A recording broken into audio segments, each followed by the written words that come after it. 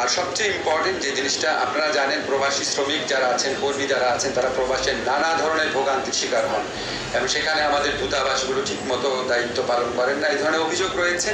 আমাদের শ্রম কল্যাণ উইং রয়েছে, তারপরেও তারা ঠিকমতো কাজ করে না, এই ধরনের প্রচুর অভিযোগ, আপনারা সবাই এটা জানেন। তো আমরা সেটা খুব শক্তভাবে দেখার চেষ্টা করেছি। আমরা এই দূতাবাস সময়ে এই শ্রম কল্যাণ উইংকে আমরা ফর্ম ছাপিয়ে পাঠিয়ে দিচ্ছি যে এখন থেকে তাদের ওখানে কতগুলা কমপ্লেইন আসলো, কে কমপ্লেইন করলো, কমপ্লেইন যে করেছে ওনার ফোন নাম্বার কি, নাম কি, এবং ওই কমপ্লেইনের ব্যাপারে উনি কি ব্যবস্থা নিয়েছেন এটা আমাদেরকে নিয়মিতভাবে রিপোর্ট করবেন।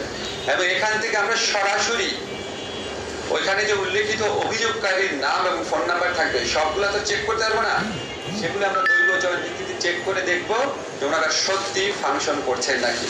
এবং আমি আপনাদের মাধ্যমে এই বার্তা দিতে চাই, যদি আমাদের প্রবাসী কল্যাণ উইংয়ে কেউ ঠিক মতো দায়িত্ব পালন না করে, একদম আমাদের প্রবাসী ভাইদের জন্য সেবামূলক কল্যাণমূলক সেবকের মতো ভূমিকা না নিয়ে কাজ করে, দরকার হলে আমরা সেখানে পরিবর্তন আনবো। এই ব্যাপারে আমরা কোনো রকম ছাড় দিব না। তাদেরকে আমরা ভিআইপি মর্যাদা দিই, কিন্তু আমাদের রেমিটেন্স চালানো যারা তাদের সাথে আমরা অত্যন্ত খারাপ ব্যবহার করি, অপমানজনক ব্যবহার করি। এটা আমার সারা জীবনে একটা খুব দুঃখ ছিল, মনে হয়েছিল যে এটা আসলে অ্যালাউ করা উচিত না। যাই হোক, সেরকম মানসিকতা নিয়ে আমরা কাজ শুরু করেছি কি করা যায়। তো প্রথমে আপনাদের বলে রাখি, আমরা প্রবাসী যারা কর্মী আছে তাদের কল্যাণের জন্য কি করেছি। প্রথম আমরা যে কাজটা করেছি সেটা হচ্ছে, আপনারা জানেন এখানে একটা প্রবাসী কল্যাণ ব্যাংক আছে, এই ব্যাংক থেকে ঋণ দেওয়া হয়। তো আমরা এখন এমন একটা ব্যবস্থা করেছি, এই ব্যাংকে এখন সরাসরি রেমিটেন্স পাঠানো যাবে। এই ব্যাংক থেকে যারা ঋণ নিতেন তারা আগে রেমিটেন্স পাঠাতে পারতেন না, এখন রেমিটেন্স পাঠাতে পারবেন। রেমিটেন্স পাঠানোর মাধ্যমে সরাসরি তাদের ঋণ পরিশোধ করতে পারবেন। এই ব্যবস্থাটা সম্ভব হয়েছে। এখানে সিটি ব্যাংক নামে একটা বেসরকারি ব্যাংক আছে, তারা আমাদেরকে অনেক হেল্প করেছে। তাদের সাথে একটা মেমোরেন্ডামও কোঅপারেশন করেছি। সেটার আলোকে মোট কথা হচ্ছে, আগে প্রবাসী কল্যাণ ব্যাংক থেকে যারা লোন নিতেন তারা এখানে রেমিটেন্স পাঠাতে পারতেন না, প্রবাসী কল্যাণ ব্যাংক পাঠাতে পারতেন না, ওইখান থেকে ঋণটা শোধও করতে পারতেন না। এখন তারা সরাসরি এই কাজটা করতে পারবেন। এটাতে ওনাদের ভোগান্তি কমবে এবং রেমিটেন্সের প্রবাহ বাড়বে বলে আমরা বিশ্বাস করি। আমরা প্রবাসী কল্যাণ ব্যাংকের পাশাপাশি অন্য আরও 12টি বাণিজ্যিক ব্যাংক, দেশের সর্ববৃহৎ 12টি বাণিজ্যিক ব্যাংকের সাথে আলাপ করেছি। আমরা বলেছি শুধু প্রবাসী কল্যাণ ব্যাংক না, আপনারাও প্রবাসীদেরকে ঋণ দেন। এখন প্রবাসীদের ঋণের অনেক বেশি প্রয়োজন আছে। তো ওনারা আমাদের সাথে এগ্রি করেছেন, ওনারা রাজি হয়েছেন, কিন্তু এটার জন্য একটা ক্রেডিট গ্যারান্টি লাগবে। এটা বাংলাদেশ ব্যাংকের সাথে আমাদের যে সচিব মহোদয় আছে উনি কথা বলেছেন, বাংলাদেশ ব্যাংকের গভর্নর আছেন, উনি অত্যন্ত হেল্পফুল। উনি আমাদের সাথে যেভাবে কথা বলেছেন, আমরা আশা করছি এই ক্রেডিট গ্যারান্টিটা অচিরেই হয়ে যাবে।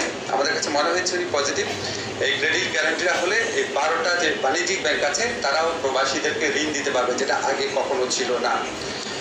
এর পাশাপাশি আমরা লক্ষ্য করেছি যে ওনারা প্রবাসী কল্যাণ ব্যাংকের যে মূল শাখাটা, এখানে আসার ক্ষেত্রে অনেকের অনেক প্রতিবন্ধকতা থাকে, অনেক দূর প্রান্ত থেকে আসেন।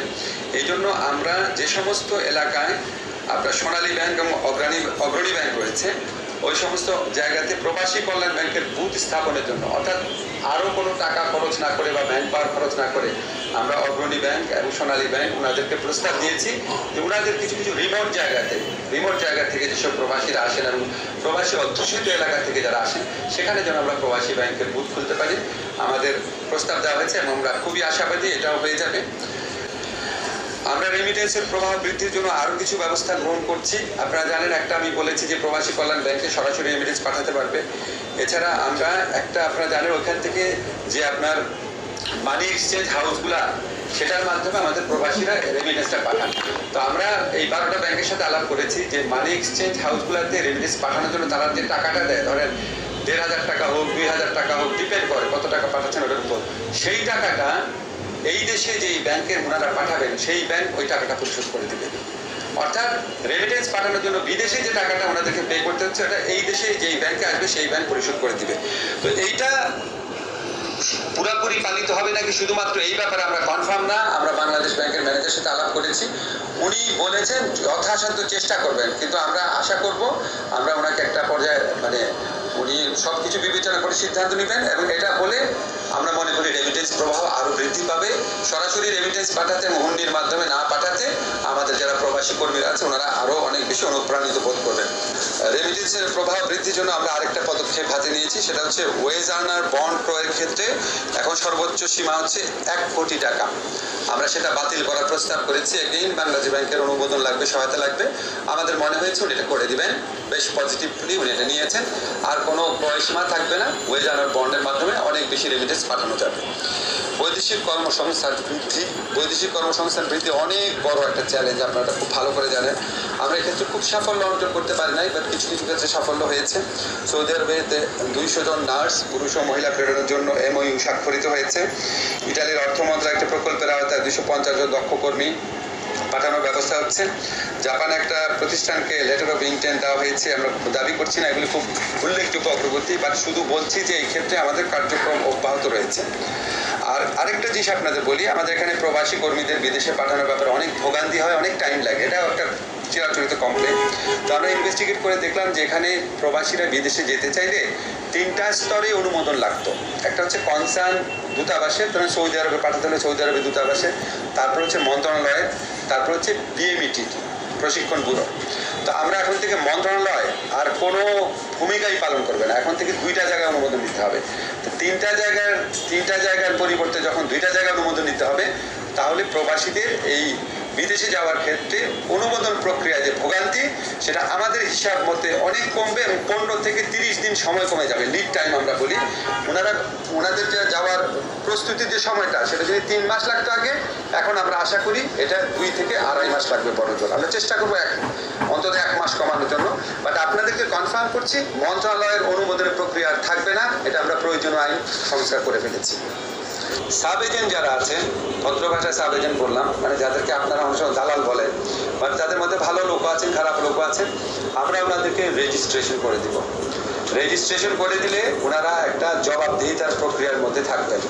এবং আমরা আশা করব, আজকে বাইরের নেতৃবৃন্দ আছেন, ওনাদেরকে বোঝানোর চেষ্টা করব। ওনারা যদি আমাদের সাথে সহযোগিতা করেন, ইনশাআল্লাহ আমরা এই সাব এজেন্টদের দৌরাত্ম্য অনেকাংশে কমাতে পারবো। এই দৌরাত্ম্য কমানো গেলে বিদেশে যাওয়ার যে অহেতুক যে অতিরিক্ত টাকা দিতে হয়, সেটা কিছুটা হলেও কমবে, আশা করি অনেকাংশে করবে। এবং আমি আশা করি বাইরের নেতৃবৃন্দ আছেন, ওনারা সহযোগিতা করবেন, এটা আমরা করতে পারবো। আরেকটা জিনিস আমরা করার চিন্তা করছি এবং এটা অবশ্যই করবো, রিক্রুটিং এজেন্টদেরকে এখন আমরা সার্টিফিকেশন করব। ওনাদের পারফরমেন্সের ভিত্তিতে, ওনাদের অভিজ্ঞতার ভিত্তিতে, ওনাদের পাস্ট রেকর্ডের ভিত্তিতে আমরা ওনাদেরকে ক্যাটাগরাইজ করবো। যে ক্যাটাগরি A রিক্রুটিং এজেন্ট হচ্ছে এটা, ক্যাটাগরি B হচ্ছে এটা, ক্যাটাগরি C হচ্ছে এটা। সো এটা করলে ওনাদের